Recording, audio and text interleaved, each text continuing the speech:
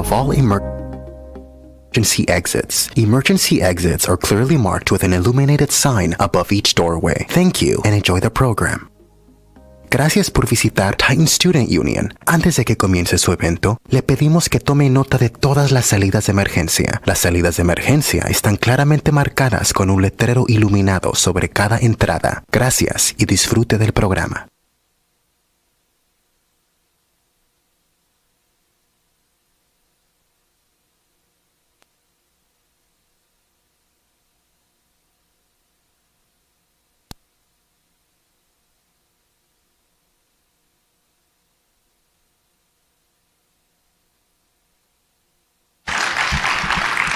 Welcome, everybody. We're happy to have you. My name is Austin Isaias, the Student Programs and Engagement Manager here at ASI, and we are so thankful for you all to be here for Beyond the Conversation with Nicole Hannah-Jones.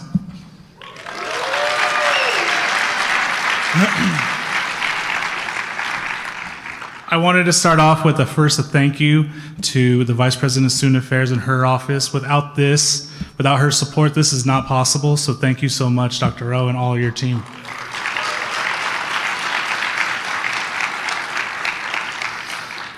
So now let's get started with this event. So I want to introduce our ASI Student Body President, Lydia Kelly, who will be introducing our special guest tonight, Nicole Hannah-Jones.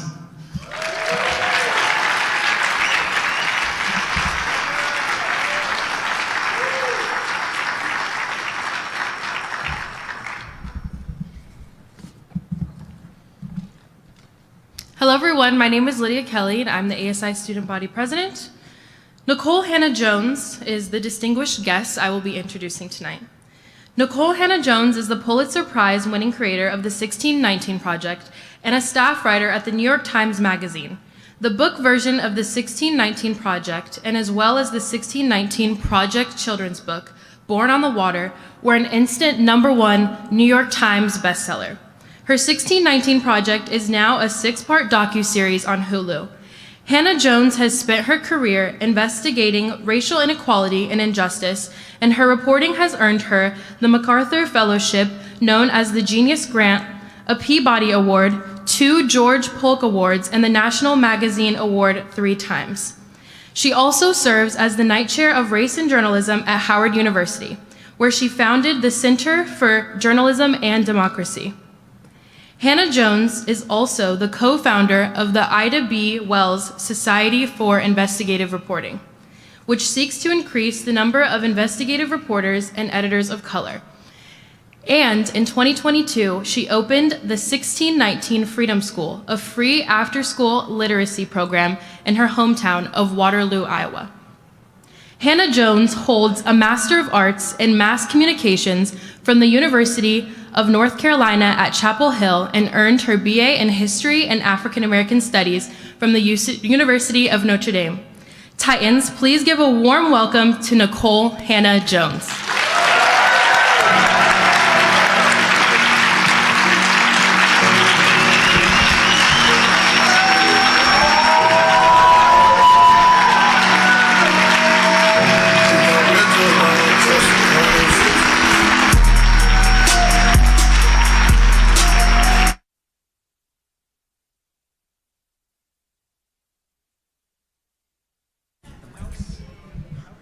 No? Yes? Yes. Hey. So, how are you feeling? Welcome to Cal State Fullerton. Thank you. I feel great. The weather is fabulous. Sunny 75. Yes, definitely coming from New York. That's a vast improvement, so very excited. Awesome. Well, I'm so excited to be here with you this evening and talk about your story and learn more about you. So, let's just go ahead and get started. Journalist, award-winning author, professor, now documentarian. Who is Nicole Hannah-Jones? I didn't know we were doing an expose. I feel like my back is to the half. Can I turn this? Okay. All right. Sorry.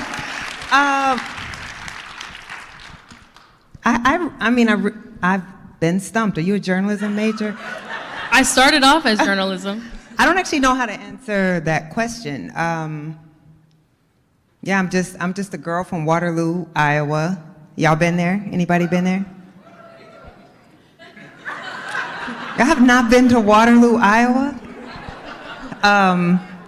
Yeah, I'm just a girl who grew up in a no-name town in a flyover state who wanted to write about black folks and somehow turned it into an amazing career. But you know, I'm a human being. I'm like everyone. I have levels, most of which I won't discuss with y'all.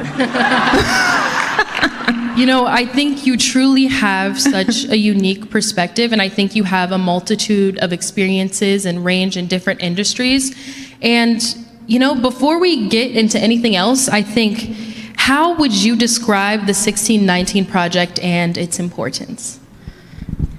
So the 1619 Project is really, it's a work of journalism that seeks to center slavery as a foundational American institution and anti-blackness as foundational to the United States, and black contributions to basically argue there would be no America as we know it without black people. So the project, thank you, we can definitely clap for that fact. The project is attempting to unsettle our national narrative and our kind of collective memory of who we think we are as Americans. And it's often described as a history, but it's not. It's about America today. And so every essay looks at modern America and shows the way that slavery and its legacy has shaped these institutions, even though we often don't acknowledge it. So at its core, that's what it is. And then if you watch Fox News, it's a whole bunch of other things. You know, I think you really do highlight such crucial topics that need to be discussed and talked about. And it's important to talk about the black influence and what it's had on America and what we are today. And I kind of want to talk a little bit about your documentary. And I want to talk about how, you know, you say on the documentary how black Americans have always had to fight to participate in this country's democracy. And can you kind of speak a little bit more on this idea of black Americans and the fight to participate and feel included in this democracy?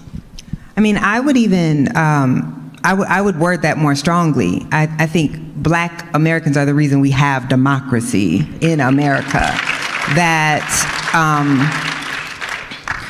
when you look at our founding, I mean, this really is where so much of the pushback against the project comes from, is we've all been indoctrinated into this idea that we were founded by these intrepid colonists who needed to break off from the British Empire to establish democracy and freedom.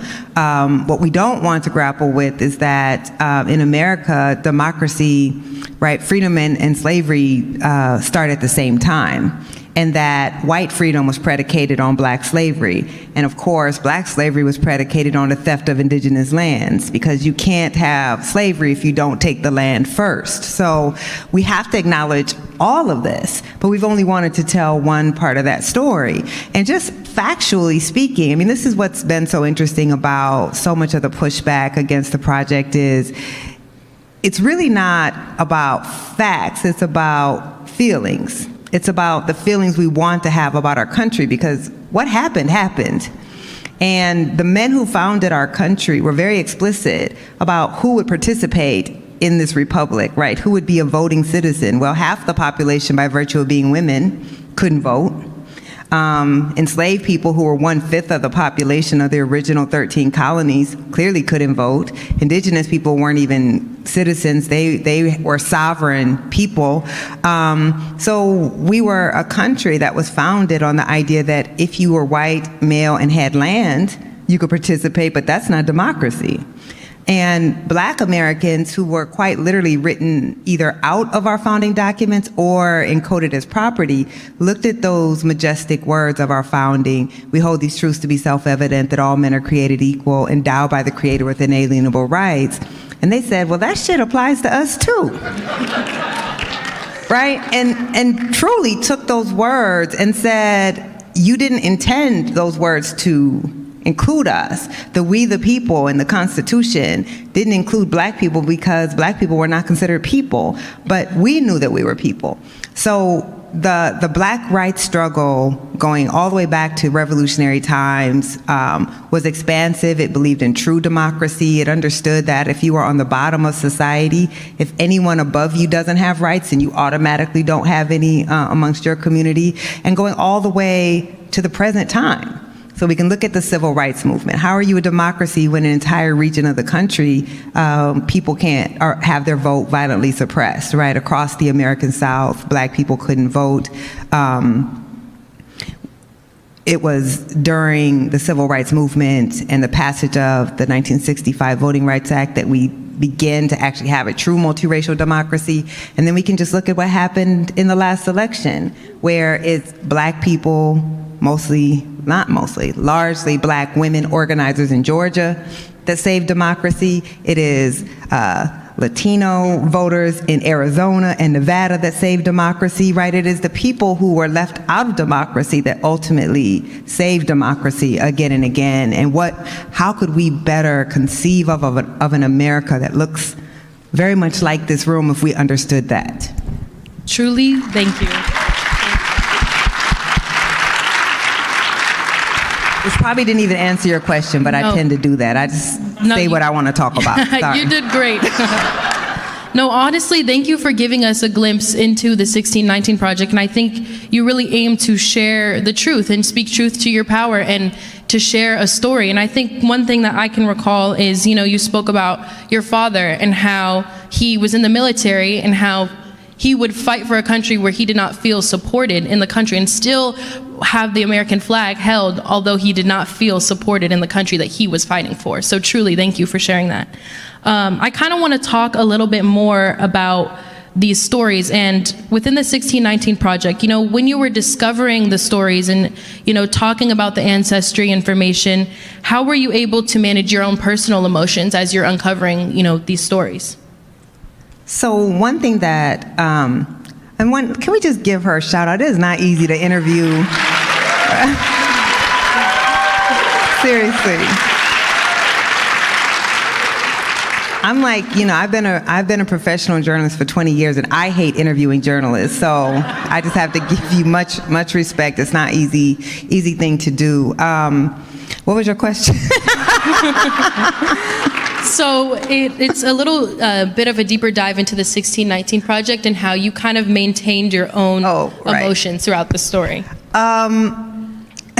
So what I was going to say before I wanted to give you some laurels is I don't ever really try to separate my emotion from the work. And I know that in journalism schools where we're taught to believe in these ideas of objectivity and that we have to be the neutral observer, but I don't come from that tradition. I really see my work in the tradition of the Black press, which could not pretend to be neutral while reporting on a country that was denying us our very humanity and rights of citizenry. So I think what's important for me is it's actually the rage at the injustice that I see in the world and that I know we choose that fuels the work that I do.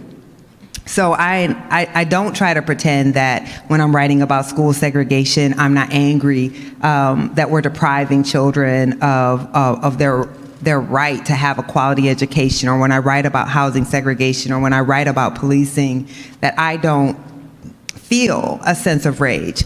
Now, acknowledging that to me is actually important, because so often journalists pretend that they're objective. I don't believe objectivity in human beings is possible. I mean, think about anything. The only thing that most of us can be objective about are things that we don't know anything about. Mm-hmm. And then as soon as we know enough about something, we have an opinion about it. So much of journalism is pretending that we don't have opinions and emotions and feelings about things. And by pretending, I think that we're not able to report against our biases. But when you acknowledge, actually, I do feel this way about this, then you can ensure that you have objectivity of method. Objectivity of method is, am I fair? Am I accurate? Are my facts right? But I don't believe that a journalist who covers child protective services is uncovering, the way that that institution fails children just because they think it's a cool thing for people to know. they do that because they want that institution to protect children, right? You are becoming a journalist to me because you want to hold power accountable. So the hardest thing for me is not to succumb then to the emotion of the work, right? Like it is hard. This project, emotionally, the 1619 Project, and I never cover happy stories. It's not what I do. So all my stories, right, are emotional and about injustice. That's why I became a journalist. But this in particular, spending years just immersed in the depravity of slavery and apartheid and all of the barbarism and horrors that Black Americans have had to live with over centuries, and then knowing like I'm not just talking about people in the abstract, I'm talking about my own family. That emotionally was very taxing, and I can't say I always know how best to deal with those emotions, even at 25 years old.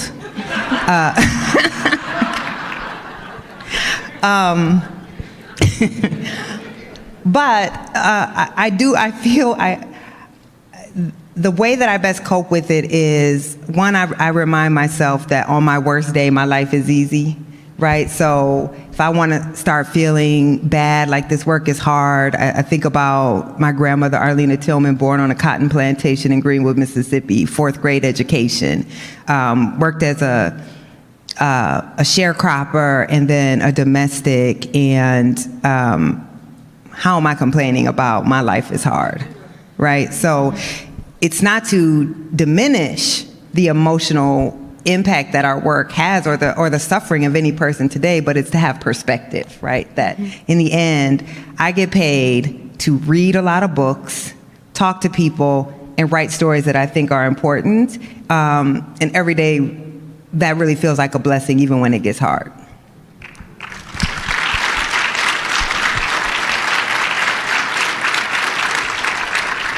Thank you so much for being so vulnerable and opening up and kind of sharing a little bit more that at the end of the day, we're all kind of a part of this human experience, and for providing insight to our students in the College of Communications and who are journalists and aspire to pursue journalism. And sometimes you do have those moments where you kind of have to stand alone. And I think you were able to kind of share that you can't fully separate your emotions. There's always going to be some sort of, piece of emotions in your work. And so thank you for being vulnerable and sharing that with us. I kind of want to talk a little bit about journalism and your career, and kind of, now that we've kind of discussed a little bit of, the hard times, how have you found the strength when your work has become difficult? I don't really need strength to do my work. I mean, I really do feel, let me go again. I mean, I always am grounded in my own family. I am from Waterloo, Iowa. This is a blue-collar town. Most of my family, worked in meat packing plants or chicken processing plants. When, during COVID, when the Tyson plants were not implementing COVID procedures, my uncle was in that plant, right? So my 60-something-year-old uncle. So again, like, I don't feel motivated or I don't ever have to try to motivate myself because what I do is easy. Like, I actually get to do for a living. Like, sometimes it's wild to me that I get paid to do what I do.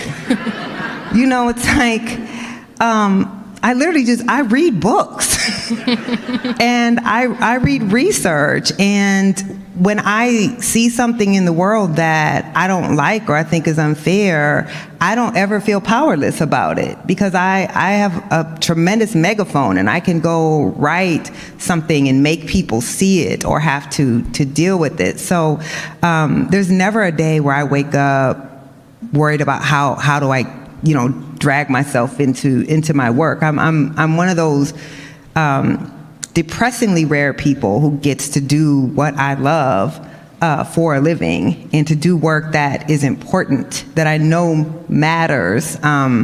So that part is easy. In fact, sometimes the hard thing is like not to want to work all the time, to like take a pause and enjoy more frivolous things like shopping. That part's not actually that hard. That I lied. That was kind of a lie, but you know, but really, in all sincerity, I am tremendously grateful. I know what hard work looks like. And I also think it's important because there are students here. For most of my adult life, I mean, I started work when I was 11 years old. I had a paper route. 13 years old, I was detasseling corn. Y'all know what that? Yeah, y'all don't know what that is. Field work, like literally, you know, you can work before the age of 16 if you work in agricultural work. And my parents couldn't buy me the things that I wanted, so I started working in the summer in cornfields. I worked 2 jobs till I was 30 years old. I had a master's degree, and I was working at a newspaper by day and selling mattresses on nights and weekends to make ends meet. So I know what hard work looks like, and I know what my life looks like now, and I just feel very blessed with what I've been able to accomplish personally, but extremely motivated in understanding that there are just as many talented, ambitious people in communities like mine who never make it out, and I have to do my work on behalf of them.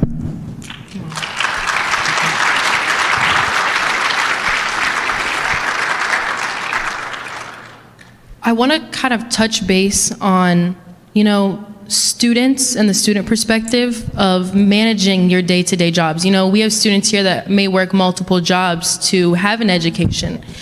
And, you know, as you were answering the question, I kind of thought, you know, what is some advice you have for people to not necessarily overwork themselves and almost like find the beauty in your passion of like what you were born to do? Like, what advice do you have for someone to not necessarily overwork themselves, and advice for that person that's, you know, working multiple jobs to survive and have food on the table and also still attend university?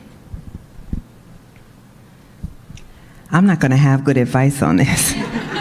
Right, because I understand that hunger that comes from growing up in a family that struggled, and I also understand when you are often, as I was, one of the few people who made it to college, the pressure not to let your family down, right? Like your family who's invested in you, your family whose hopes in many ways, fairly or unfairly, are hooked to you, right? Like if you are one of the only ones in your family who have gone to college, and everyone is looking at you to be the one who makes it.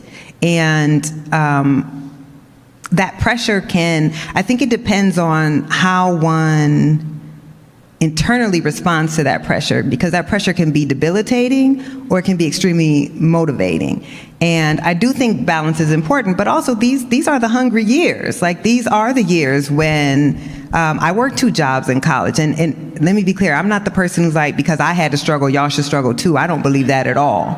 I shouldn't have had to work 2 jobs and still take out student loans that I just paid off 3 years ago, right? I'm not arguing that.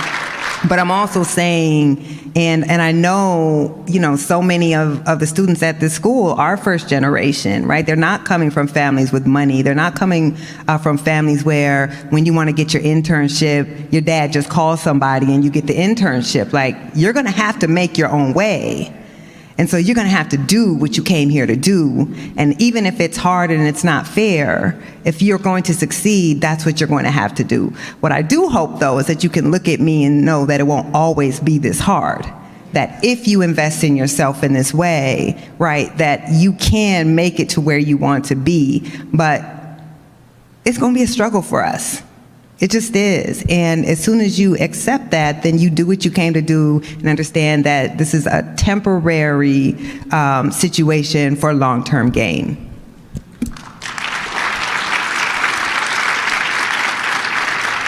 Thank you so much for speaking on that, because I think it's really important to highlight that, especially since we are a university, you know, where 30% of our students are first generation. So they might not understand, you know, where to go for advising or, you know, certain college tools, you know.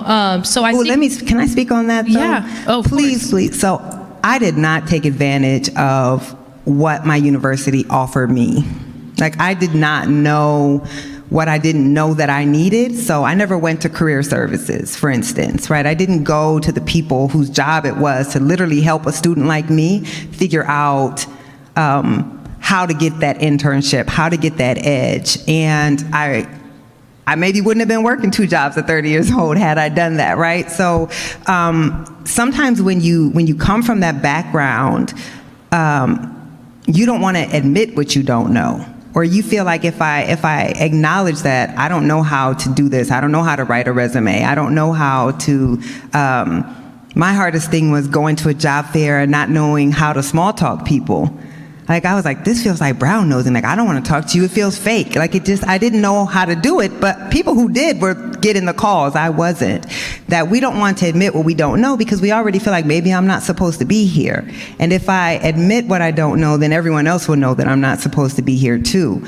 And you end up hurting yourself, right? That I don't even know if it's pride. I don't think it's pride. I think it's shame. That prevents us from really accessing people who are here to help someone just like you. So I know this talk is not supposed to be like a career counseling talk, but I just try to be real about what the struggles were. So I graduated from Notre Dame with no resume, no internship, and no marketable skills because I was a history and African American studies major. Now, it's a great major now. But when I was 21 trying to get a job, and I was like, well, what can I do with this? And had I talked to my career counselors, had I done some internships, I would have known what I could do with that. So that did mean that it took me longer really to get started where I wanted to be. So just please, like, there's no shame in it, in admitting, like, I don't know what I'm doing here. I need advice, because just from the small number of staff that I have interacted with here, it's clear that they are here because this also is their sense of mission and like they want to help y'all.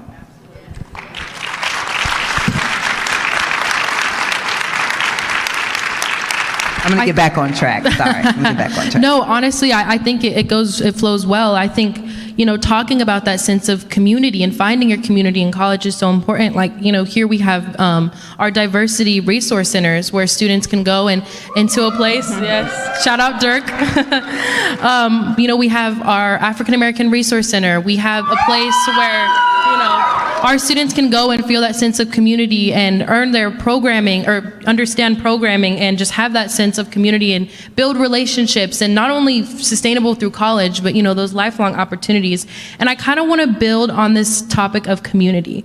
How has working on topics like racial justice and Black America isolated you and made you almost grow, or if it has made you grow a sense or a stronger sense to your community because of your work? So when you say isolated, from whom or what? Just making the overall, has it made you feel isolated? Has working on topics like racial justice made you feel isolated in your work? And has it helped you grow a stronger sense of community? So I would say that, so it depends on what you mean by isolated and isolated from whom. Because certainly, when I started out as a journalist, and again, I became a journalist because I wanted to write about Black people and I wanted to write about race, and there were newsrooms that didn't necessarily value that in me, right? So what often is the case, and many of you will find when you go out into the working world, is that many places want phenotype diversity. So they want to be able to check off a box and say, we have one of those, one of those, one of those. But they don't want you to actually bring, right, the mind and the experience that the diversity has wrought. And I was never one of those journalists who said, I just want to be a journalist. No, I'm a Black journalist. Like that is why I became a journalist. That's what I want to write about. And so I definitely was isolated at times in my career because either editors felt that my wanting to write about Black people was a sign of my bias, or didn't feel like that's a way you can rise in your career. Now, I wrote about everything. My focus, like the thing that I was passionate about, was writing about race and racial inequality, but I wrote about everything. But it was only a problem that I wanted to focus on Black people. But that said, well, clearly they were wrong. Let's just point that out. Right, like all of my work that I'm known for is because I refused to let them tell me that what was important for me to write about wasn't important.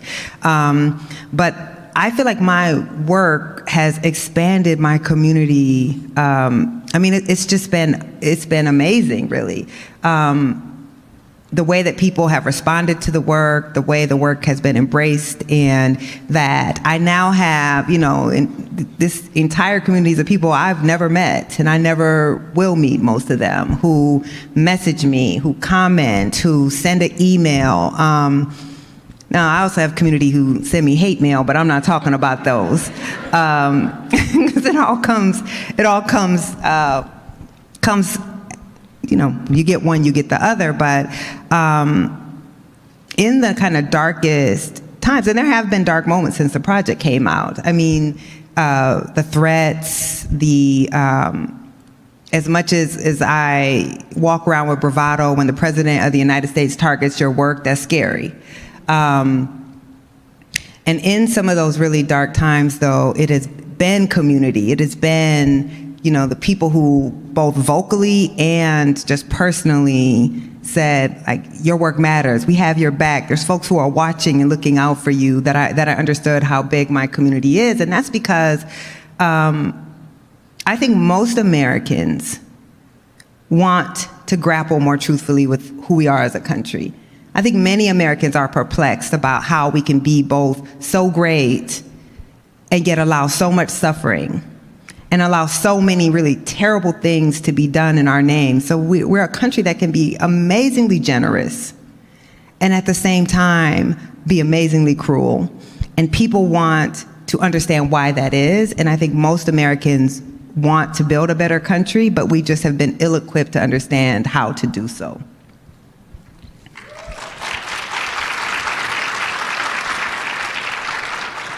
I want to commend you for talking about, the diversity hires and the truth behind that, and where sometimes you may look at yourself in the mirror and you're like, am I being hired because you need to hit your quota for females in this workplace, or am I being hired because of the quality of my work? So truly thank you for highlighting that and speaking to, where you found your community.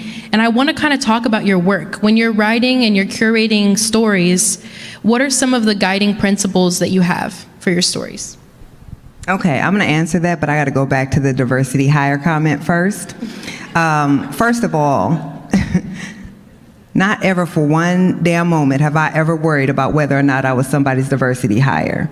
Because what I know is if I'm even in the space to get this job, and I know what it took me to get there, I'm qualified to get this job, right? So this is the psyche of a nation where for the vast history of our country, affirmative action only worked one way and for one people. And none of those people, you think all 44 or 43 presidents that came before Obama were the most qualified human beings in the United States to get those jobs? But do you think a single one of them said, I probably got this job because I'm a white male? I mean, seriously. Right? So they want us to be convinced that somehow, and we're still underrepresented in every area that matters, that somehow we are being given something that we don't deserve. Don't internalize that. Now, if they want to think what they want to think, that's fine. Hire me however you think you're going to hire me, and I'm going to blow the socks off this shit either way, right? So I just always think about the prophet James Brown. And James Brown said, you don't have to give me nothing, just open the door and I'll get it myself. Thank you. Somebody said that lyric. Who was that? I heard somebody. So it's so important when I'm in rooms like this to tell students of color particularly, or women, or any student from a marginalized group, don't let people put that in your head. Don't allow that. Maybe to you they're a diversity hire, but here's what I know. If I'm not at the New York Times, the 1619 Project doesn't happen. It just doesn't, right? It doesn't exist. So we bring something important in every space that we're in, and whether it's valued as it should be or not, that's not my concern. And that shouldn't be your concern either. These institutions excluded people of color for the vast history that they existed. That was affirmative action. Letting us in to institutions that we should have already been a part of is not affirmative action to me.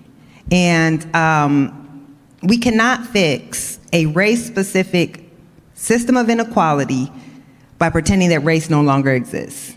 I'm just not interested in that. So I'm gonna get to your question, but I just don't want, that's like my biggest pet peeve, because this is, I always say white supremacy is like water, it will always find its level.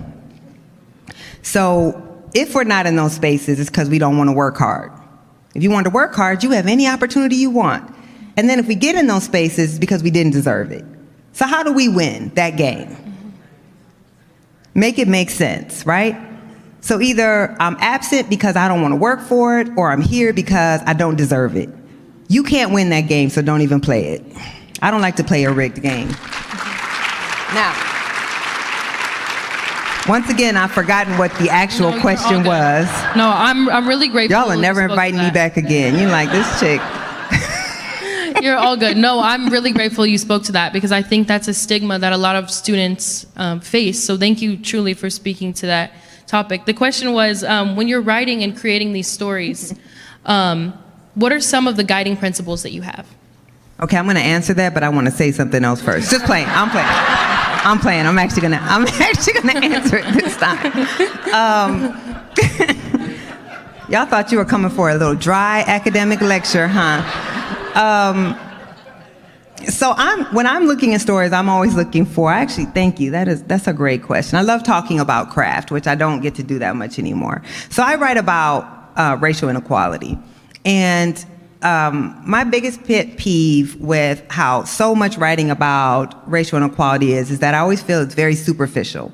That it's basically a cataloging of maladies, right? So Black people are suffering from this, Latinos are at the bottom of this indicator. We know that. That's not useful to me. What's useful is to say, how is this happening? Why is this happening? And who is making it so? So whenever I am going to write a story, I early in my career wanted to show that you could treat racial inequality as an investigative beat. That it wasn't just about disparity, but that there are systems and structures, there are policies, there are policy makers who are causing the disparity or upholding the disparity. So the first thing that I'm always thinking of when I decide if I want to be a story or not is, what can I prove? Not just what can I catalog, but what can I prove? Can I show that someone has done something intentional, that there's some policy behind it, that there's a history behind it? And then once I have figured out, can I do something that is investigative, that actually would lead to some accountability, then I'm really looking for narrative. So one thing as an investigative reporter is, you can do the most damning investigation, but if the shit is dry, people won't read it, right? They just won't. I've seen so many, amazing investigative reporting pieces, but people can't get through them. So I'm also always then thinking as a narrative writer, what are the compelling human stories that I can get to illuminate this larger issue? And can I thread that story all the way through? Because the technique, of course, in journalism is the anecdotal lead. You have this anecdote, and then everything else is dry, and then I'll give you a little bit of anecdote at the end. Well, people aren't going to make it to the end. And there's this thing, are there student journalists in here? Yes, best profession in the world. So have y'all heard of Chartbeat? Yes? Okay. So for those who don't know, Chartbeat is the most depressing thing you've ever seen if you're a journalist, because it tells you how long people stay in your stories. It charts them. When someone clicks your story online, it'll tell you exactly how many minutes they read and where in the story they jumped off. So I don't look at it. So I don't like torture, right? But you realize, an investigative reporter might spend 9 months investigating a single story, and then someone spends 1 minute and 30 seconds in it. That's writing, right? You have to be able to have a compelling story that keeps people's interest. So those are really the key things that I'm always looking for in a story. Is it surprising? That's the third thing, is I like to tell stories that everyone thinks they know, but they don't. So when I started writing about school segregation, and I was pitching a story about how the South was resegregating, and the editor was like, yeah, we know. We already know that story. I said, okay, tell it to me then. And of course they didn't, right? So you have to take these things that, I mean, that's basically what the 1619 Project is. You think you understand capitalism? Well, you don't. You think you understand democracy? Well, you don't. That to me is compelling journalism, because it forces us to think, which a lot of what we read and consume these days does not force us to think. And it forces us then to question, which the highest calling to me of journalism, right, is to inform and to make people inherently skeptical of power and institutions. So those are really the three things that I'm always looking for in a story. Thank you for sharing that. I really appreciate it. Y'all don't have to clap after everything. It's okay. I know y'all here. I mean, you can, but you don't have to. I find that very insightful for our communication students and specifically our journalism students. And I kind of want to get into this idea of telling a story, but to our younger generation. So we're going to shift into a little bit of a discussion on your children's book. So when discussing Born on the Water with the younger generation, what do you believe is the main points that a child should walk away with? So if you don't know, we do have a children's book version of the 1619 Project. It's called Born on the Water. And I don't write fiction, and I'm not a children's book author. So it was a really amazing experience. I knew immediately when we decided to do a children's book that I needed to be partnered with an actual children's book writer. I try not to have too much hubris, like I know what I don't know. And so we partnered with Renee Watson, who is an award-winning children's book author, and we co-wrote the book together. And the main thing that I want, so there's two groups of children to me. There's Black American children, specifically Black American children who descend from American slavery, and then there's every other child. And for Black American descendants of slavery, I want them to go away from this book feeling that they have their own lineage and their own legacy and their own proud history, which seems like a simple thing. But when you are a Black child in this country, so the book opens with a very common assignment in American classrooms, which is the teacher to talk about the great American melting pot, asks every child to draw the flag of their native country. And of course, the Black child cannot, because the Black child has no idea. And the Black American child specifically, because if you are the child of Black immigrants, then you claim Trinidad or Jamaica or the Dominican Republic, but the Black American descendant of slavery has no other country. And that's such an alienating experience for Black American children. And further just feeds into this sense that we are people without a history, that there's something shameful that happened to us because we descend from slavery. So I really wanted this book to give us a sense of our own lineage and our own origin story, and to ultimately say, our native flag is the American flag because we built this country. And because that middle passage that they thought was taking away our identity actually helped us forge a new identity. And then for every other child, what I've thought about a lot in the work that I do is, yes, Black children's perceptions of race and Black people are being shaped in the silences, but so are everyone else's perceptions of Black people being shaped in the silences. And so it's not just Black children who grow up thinking there's something shameful about Black American heritage, that Black people don't have a past or history or lineage in this country. And so that shapes how then you interact. Part of the Americanization process, if you are an immigrant from another country, is to learn who to stay away from. That if you want to ascend in this country, you better not associate with those people on the bottom. And that black people have, you were born into this country and don't take advantage of everything that my family came here to get. So I want children who are not black to also have an understanding of the singular experience of black Americans, that we're the only group of people who came from other shores by force, who didn't want nor choose to be a part of America, and that lineage matters. It is a distinct experience, and I want them to be able to see in their own family's immigration story, the story of the black people who are already here. So that's why I wrote that book. I really wrote that book to my younger self in many ways.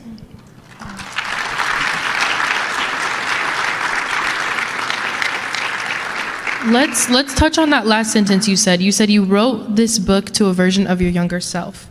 Why do you think that it's important for children to learn at such a young age and in the form of a picture book? Kind of what are the motivations in writing this? Yeah, so really two big things. One, our children are being racialized and are going out into a racialized world whether we teach it to them or not.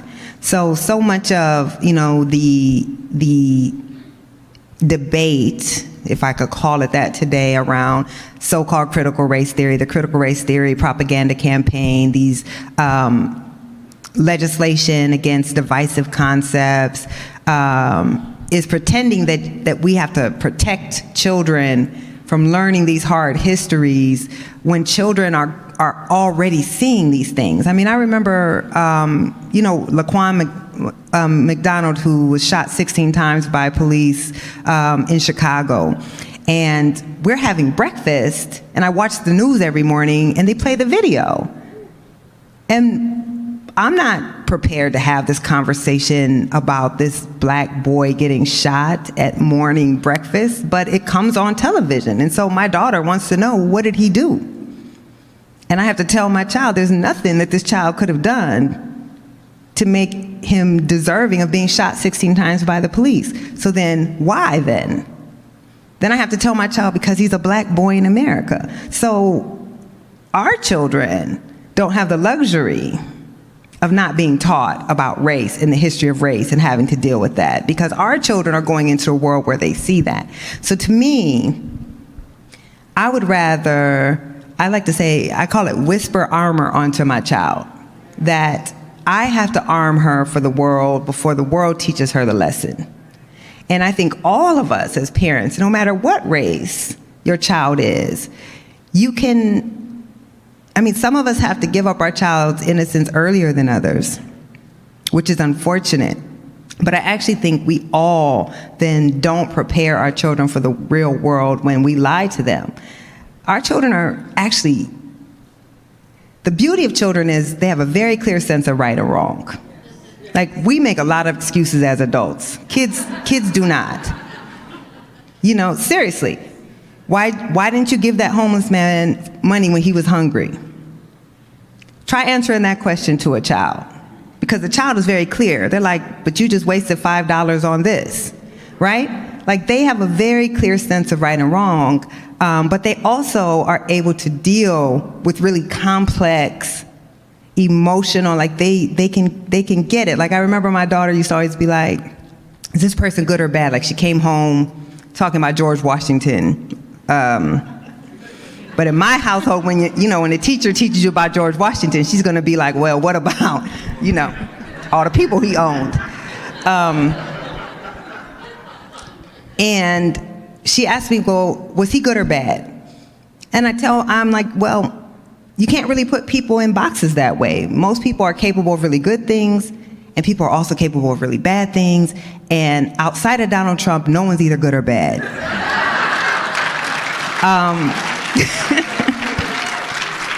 Right, so I say all that to say, I remember, and I write about this in the preface of the book, growing up a black girl in Waterloo, Iowa, and never seeing folks like me in the story ever. And being so happy during Black History Month when we learned about 5 black people who did something of note. you get a message from that. And the message is the reason they're not teaching you about Black people is because clearly Black people must not have done much. And I'm sure there are lots of students in this room, Latino, Asian, Black students, who grew up never seeing anybody like you in the American story or in any story, in the world story. You get a message from that. So we can either have kids who grew up like I did, who felt really degraded by what we were learning in school, really diminished by it, really feeling like maybe we are inferior, like maybe we haven't really done anything important.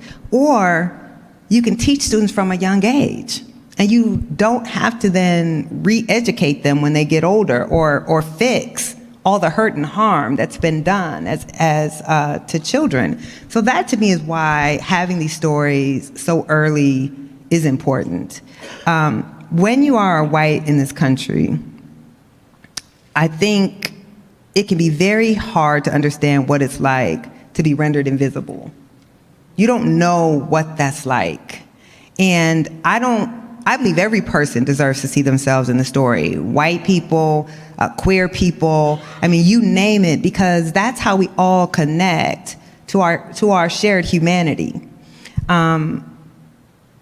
So because our children are going into a world that doesn't make sense if we don't teach these histories, we're actually depriving our children, I think, of something really fundamental: the ability to have empathy, the ability to have understanding, the ability to go into a multiracial world and understand that everyone has contributed something important to our society. So let's not fix broken adults. Let's try to build whole and healthy children.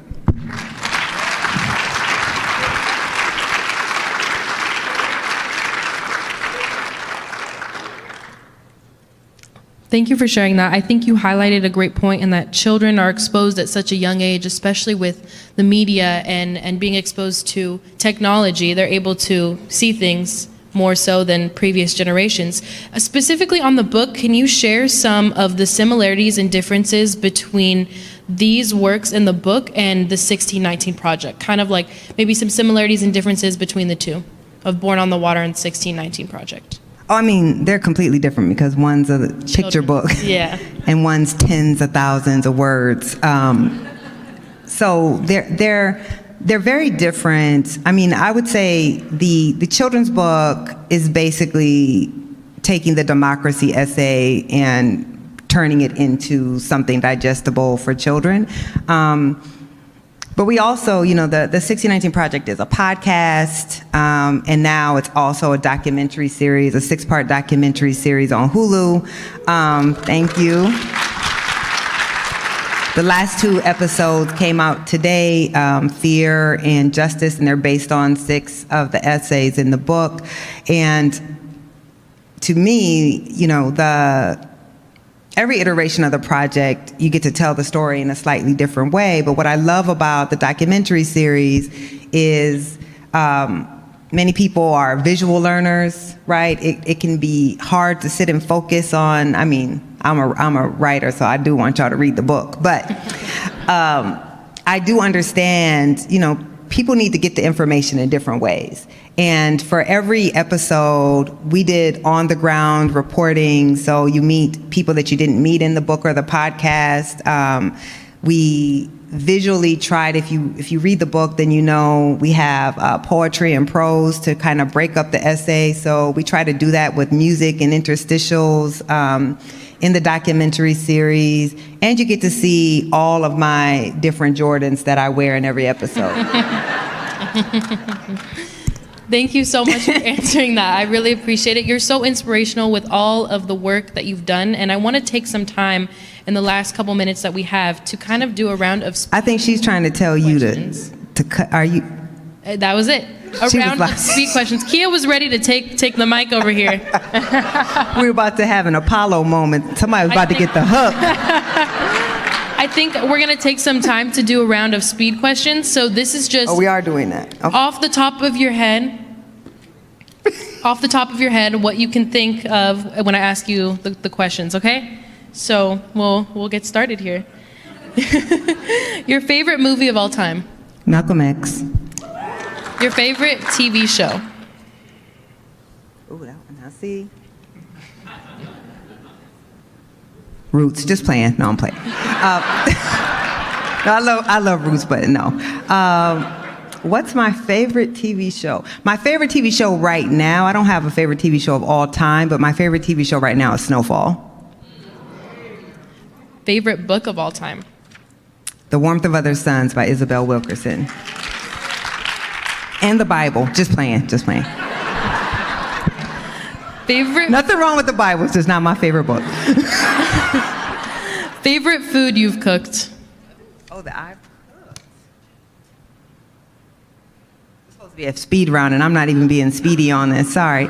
I don't have a favorite food that I cook, but I have a favorite food that people like me to cook, which is I have the best 7-Up pound cake in America. Ooh, that does sound... Anybody want to challenge me? Anyone? No. In America. Okay. Awesome. I think that those are all the questions for the speed round. I do want to give the audience some time to ask some questions, so I'll hand the mic over to Kia. Let's give a round of applause, please.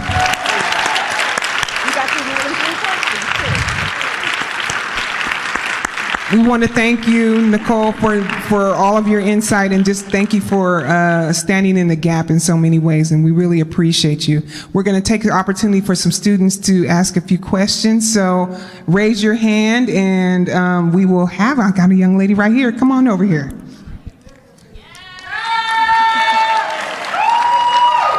Can I touch the mic? Yes. Oh, okay. Hi, I'm a journalism student. Woo woo. You gave advice to students in general, but I kind of want specific advice for Black journalism students going into the field with limited experience. And, you know, what do you want to tell us about feeling like we're not the diversity hire, and what else? And I am not finished with the 1619 project, but girl. And what's your name? Oh, I'm Helena Carnes-Williams. Thank you. Okay, well, one, very happy to know that you want to be a journalist. I really do think it's one of the most important professions because, as my spiritual godmother said, the people must know before they can act, and there's no educator like the press. So we play a really pivotal role in democracy, but also in liberation struggles. Really happy about that. It's hard for me to give really general advice. What I will say is, as an old school print reporter, I just think it's so important to just go do journalism, to go into a small newsroom, which nobody likes to hear, and learn, how to be a cops reporter, learn how to do a public records request. Like, it's not sexy. Journalism is a trade. And what put me in a position to do the big work that I have been able to do is I started by just getting the basic grounding in journalism to become a really good journalist. Now, as a Black journalist, I'll say you're going to have to learn to pick your battles, which is something I'm sure you have probably heard before. You're going to have to give them a lot of what they want so you can do what you want. But if you give them what they want and do it really well, then you set yourself up for success to do the things that you ultimately want to do.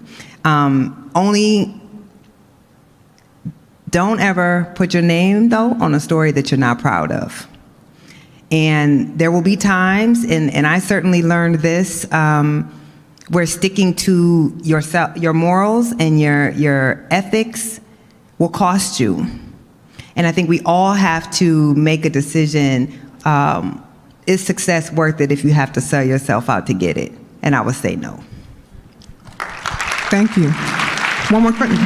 Young man, come see me.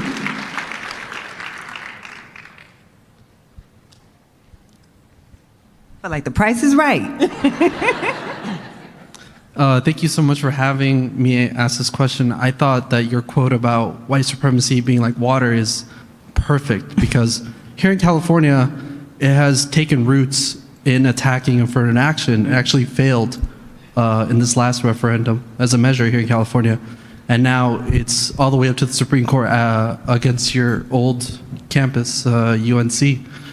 And how would you give advice to us as journalists, student journalists, who want to shed a light on that, but the powers that be, the top brass editors are saying, maybe this isn't really the issue, like you're pushing, you're being too opinionated. How would you give us advice to push back on that when we want to shed light on how white supremacy is like water? It's adapting, it's attacking affirmative action, but it's disguising itself as we're pitting against like, oh, it's anti-Asian now. How would you give us advice for that? And my name is David Nunez. Hi, David. That's such an important question, and so much of your career as a journalist, again, particularly when you come from a marginalized group and you want to tell stories about marginalized people, is trying to convince other people that these stories are worthy and that telling them the way that you think they need to be told are worthy. So what you have to learn is I learned how to report around every objection I knew they were going to make, right? So think strategically. You already know, or if you don't, what are they going to say? What's their objection going to be? What are they going to argue about why this isn't a story? And then I'm going to have an answer to that before I ever pitch something to you. Preparation, it's not going to get you a yes every time, but my advice in general is make yourself undeniable, right? Make your stories undeniable, make yourself undeniable. You might still be denied, right? This is the real world, but it won't be for anything that you didn't do. In general, we can only control that which is in the spectrum of our control. So those things that you can control, do your absolute best. Like that argument, do you have studies, right? Have you already found a way to bulletproof the story against, well, it's anti-Asian? Well, there's lots of research. One, the majority of Asian Americans support affirmative action. Let's start with that, right? Let's start with the basic facts of in the Harvard and the UNC cases, they actually showed that the people who were getting the most benefit were white legacy admits. So bring those types of counterfactual arguments as you are trying to pitch the story. And as a dogged reporter, they tell you, no, just keep coming back. I like to wear people down, right? So, okay, what's your objection to this? Get the specific objection, then go do some reporting so when you come back, you can answer that objection. If they object again, keep coming back if it's a story that you really think should be told, because I feel like you bring a valuable perspective to that story, okay? Thank you. At this time, we are going to say thank you first to Lydia Kelly for an amazing interview. Thank you, Lydia. And to Nicole Hannah-Jones. Anyone who has brought a book or anything to be signed, Nicole will be signing books. There is a line set up. You can exit on this far left door here, and you can have your book signed, but you will have to line up that way. Thank you so much, and we'll see you soon. Thank you. Lydia.